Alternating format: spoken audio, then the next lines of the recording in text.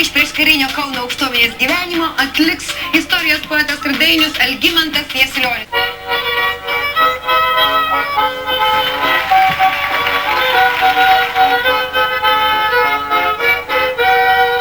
Nežinau, kodėl tos panos sako, kad aš chuliganas, kad Arielkos daug geriau ir Onytės nemyliu.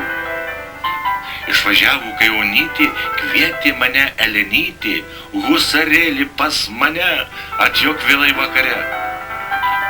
Spindi jos nauja suknelė, stovi butelis, taurelė, pildama iš buteliuko jie apie husarą sukos. Degtinėlė jos stiproka, tapo Elenytė bloga ir nuvirto ant lovytės, ėmė alpti Elenytė.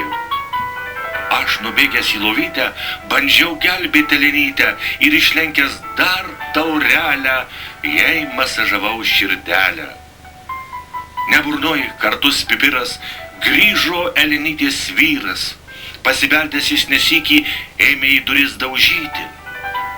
Elenytė nuo beldimo šoko greit iš apalpimo, greitai langą atidarė, šok žemyn husarė tarė. Trečias aukštas, baisus šuolis, bet juk aš ar nenarsuolis.